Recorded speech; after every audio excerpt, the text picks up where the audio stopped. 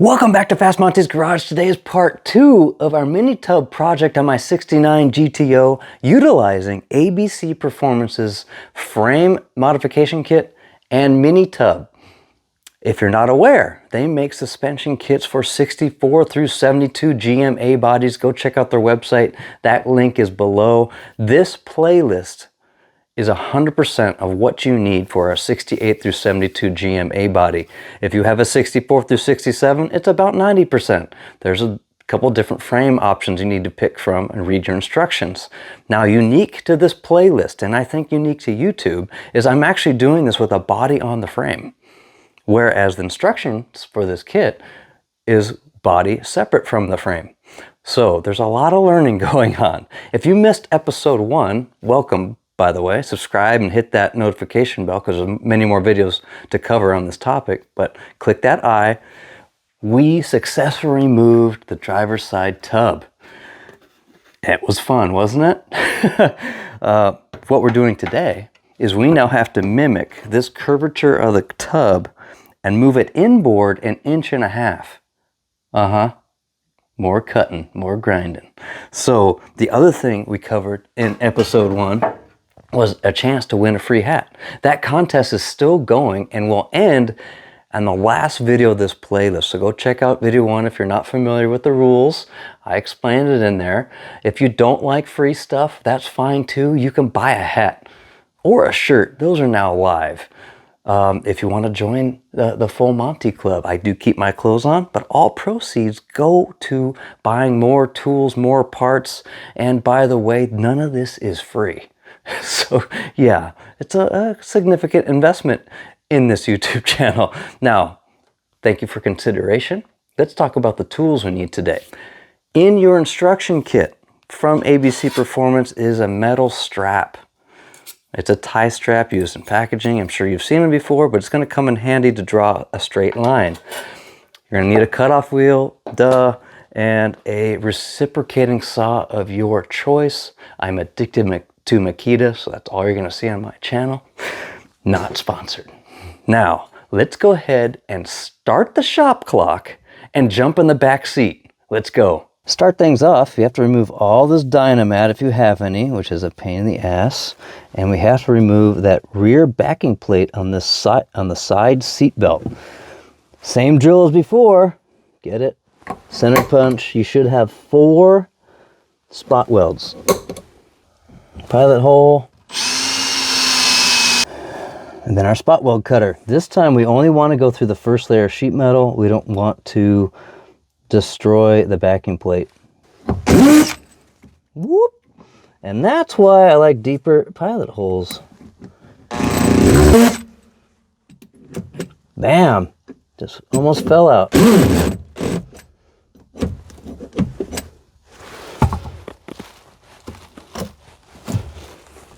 Or is there another pipe? Let me go check out the back.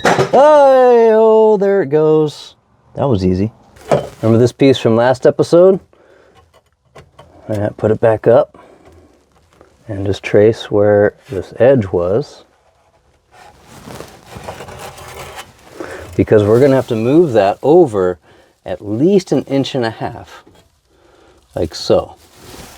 So I'm going to measure it and then put some trace lines down where this curve is, and we have to cut that piece off that rear seat bracket. Yeah, I did a whole bunch of times. It's basically right there, that arrow.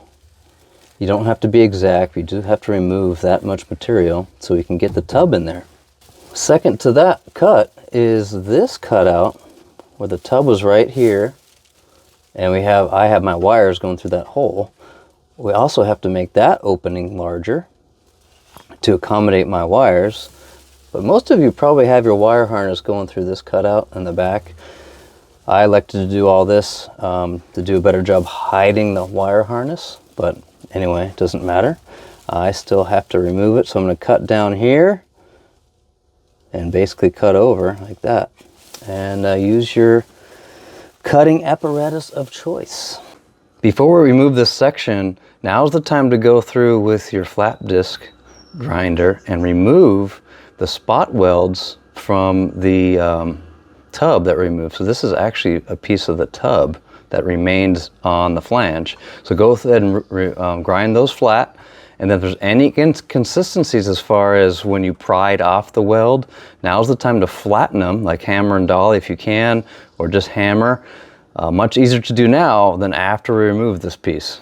And now that our edge is mostly smooth, we're supposed to take a 1/2 inch, mark a line a 1/2 inch from this edge, and as you can kind of tell, it's almost at that crease of this dimpled support in the sheet metal.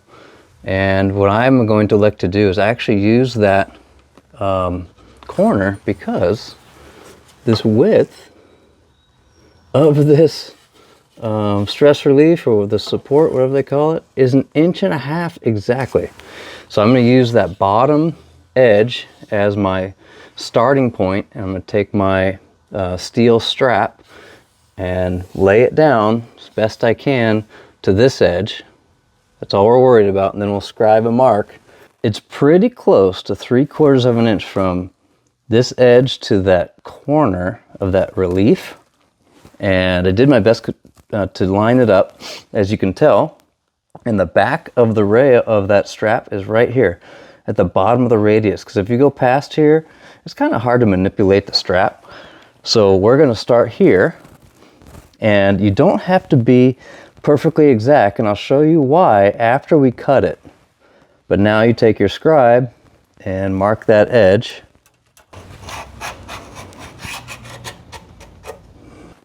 By the way, the reason I'm starting with this section is that this seems to be the most parallel with the frame, and obviously this relief. So that's why I'm starting here, and then we'll grow our way outwards. After you did that top scribe mark, keep it clamped, because that excess hanging over the edge here, you just want to wrap it down, clamp it again, and continue that scribe. Try and make it as even as possible. You're going to have to look at it straight on and hold down the end. Sorry guys, sorry, stop yelling. Hold down the end like that, and then scribe it. And we are good with that line. Now you use that existing scribe mark, press the steel down against that curvature. I also extended it so I can get in this curve. I'm using a big magnet. I'm looking down on it so I can actually see if it's pivoting. And once I get it close, I'm going to hold it down and scribe the rest of it. Voila! I don't know if you can see it. I can see it. So now that that scribe mark is complete, we have to discuss this scribe mark as where does it start, because it comes straight back 90 degrees from this scribe. So we can cut out this material, remove 1.5 inches, and then push it back. So this line I'd like to have as perfectly 90 degrees as possible to make that work easier. Yeah, so check it out. Get some 2x4s, because they're 1.5 inches wide, and put your old tub in the new tub. Clamp it in the best you can, because you can find the same creases and even the same bend, especially on that side. Let me show you up here a little closer. This is the back of the tub. And remember, there's an additional 1.5 inches roughly in that space right there.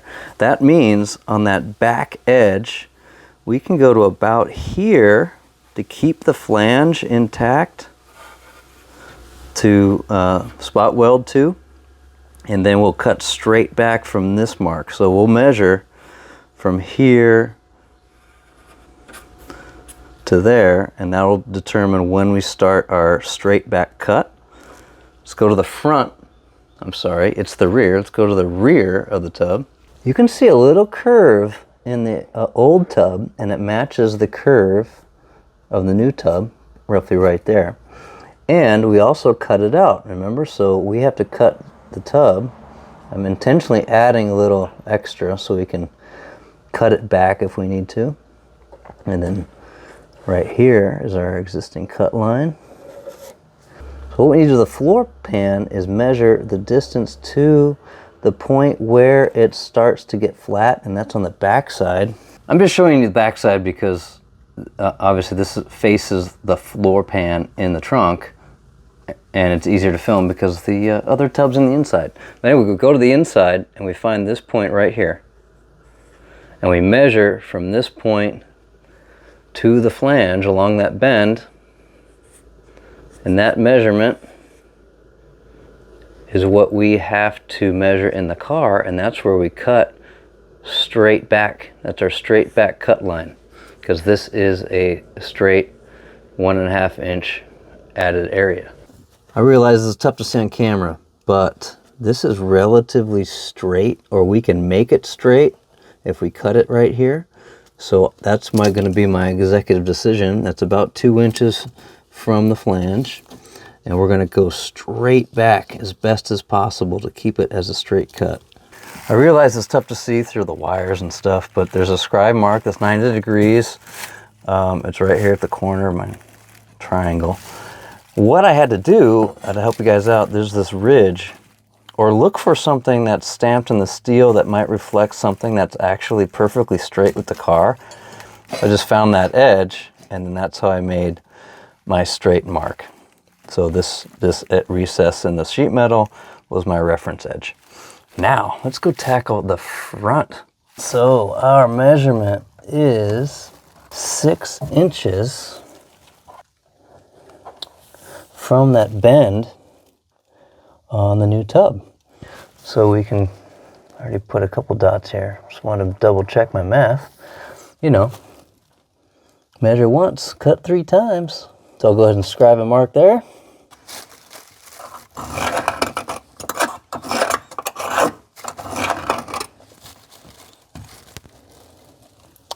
Yes. All right, before we get to cutting, I want to show you a couple options here. If you wanted to follow the instructions from ABC Performance, totally fine with that. If you want to cut your next line, you clamp your straight edge 1.5 inches from your original edge. Right?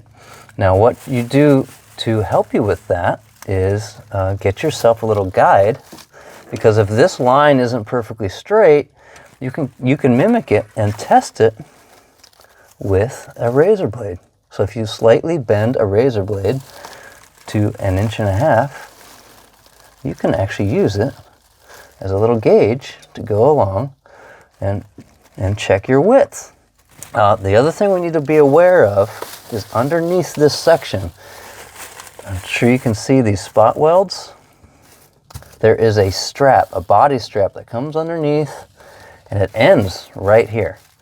So we have to remove those spot welds before we can take this panel out. I'm going to start cutting up here on the flat section and go that way first. If you did draw that second line and you want to be anal about that 1.5 inches, cut on the inside of your scribe mark on both sides, because you have to take into account the thickness of the cutting wheel. These are super thin, which I like. They work really well. So I'll leave a link for these below.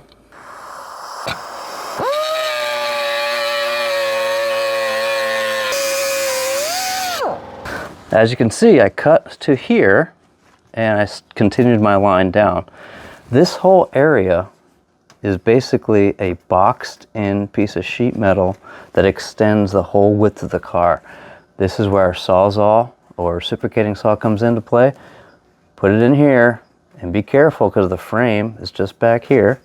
Make sure there's nothing behind it. Like, I just noticed my fuel line. I'll push that away. And I will have at it. Bam! So I'll continue what I'm doing here. Do my right angle cut with my cutoff wheel and go to the next step.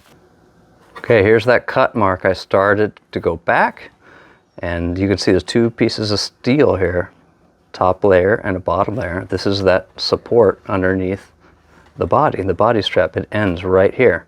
So I'm going to go ahead and cut right through here to my mark and remove this back piece. Bam! And here's that section I was telling you about. This is why we needed a Sawzall, because you can't get down there unless you have a giant cutting wheel, which I don't have. There we go. One piece done. Okay, it's time to start tackling spot welds. I mentioned, or if I didn't mention, I don't know. There are spot welds on the sides here that are attaching the the brace with the skin of the trunk. So there's one there, there's one there. And if you look underneath, you can get a better idea. There's also one here, and this is the strap I'm talking about. It goes all the way back to the trunk, and here's your body support, or your body mount. We're not touching this, which is awesome. This is why it stays intact. So I'm gonna go ahead and start tackling all of the spot welds that are associated with this piece we're gonna take out. I have successfully got all these spot welds off that brace on the side, and this is why this works so well, to do these first and start on this end. So you do one at a time to make sure you're broken free, because some of the spot welds from the tub also went through 3 layers: the tub, the floor pan, and the strap. So get in there, make sure you're broken loose. And it ends right here as far as the side flange of the strap. So when you're removing these spot welds, go ahead and drill all the way through both pieces, have that piece fall out, because then that allows you to get your paint scraper all the way up in there and make sure there's no other spot welds. So that's a huge time saver. Now, because this is all deformed, get your hammer out and make that perfectly flat, because you have this backing plate to help you keep it flat. And then we can now take out the spot welds up here. Pretty sure I got all the spot welds out. There's one right here, right on our line, of course. I drilled a small hole from the bottom where I saw the tiny spot weld. So we'll see what happens when I cut there. And so taking note of that, this brace underneath the car, you can see this recessed pattern in the sheet metal. It's exactly where the brace goes. So it's basically a U-channel that is spot welded to the bottom. So what we're going to do when we cut this, I don't care if we go through that brace, but right when we get to about here, we need to make sure we don't cut into that brace, because remember, we're moving this whole radius 1.5 inches this way. So remember our gauge?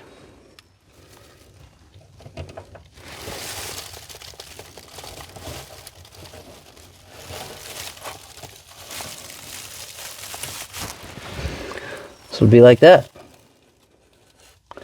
That's where this is going to get displaced to at a minimum.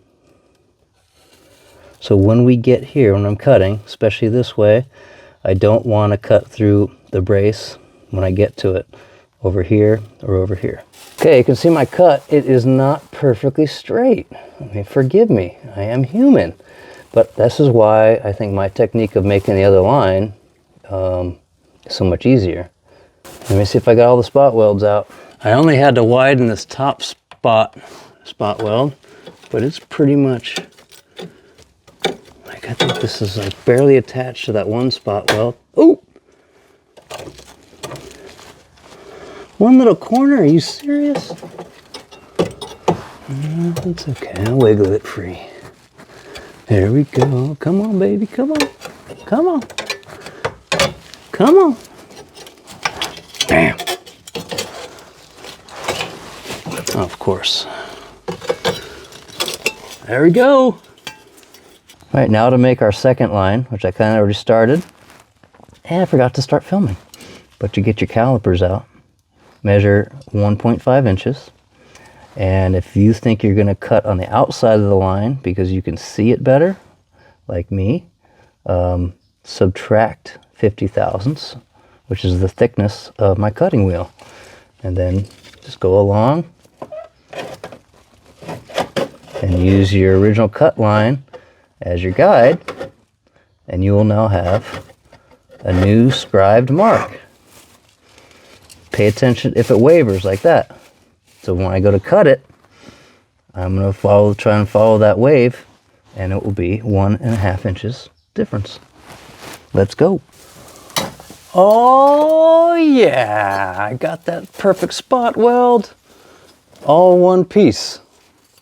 Now could you imagine taking the other piece off in one piece and then trying to shape it to fit this? Yeah, anyway. Next step, we got to remove this guy to match our recessed piece. So now you guys see what I mean? Here's our piece. We got to move it over 1.5 inches. And obviously we don't need that excess material over here. So just take this, trace your curve. It's okay to leave extra, so I'm using the edge, I'm using the fat edge of the Sharpie. And that curve just keeps continuing.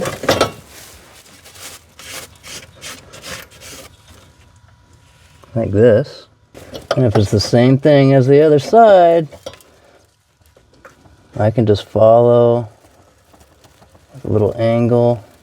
You don't have to get as aggressive as me, because if you're going to do it the standard way, you're going to have more material. You're going to be out to here. But I want to take a little extra off.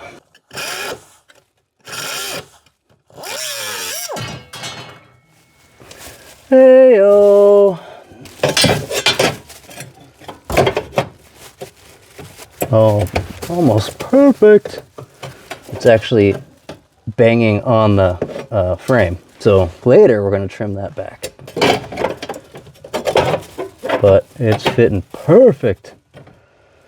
Oh yeah. Hey, we're getting there. Now you can see the frame problem. This is why ABC Performance has that kit, so we can cut this out, add a whole new section of frame on, actually from the back side.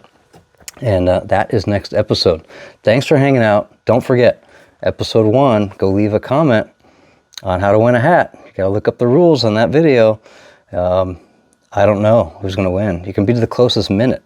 It doesn't have to be the closest hour, but don't go over. Now, that's the hint. Next episode, it's frame chopping time. So thanks for hanging out. Until next time, building fast, driving faster. See ya.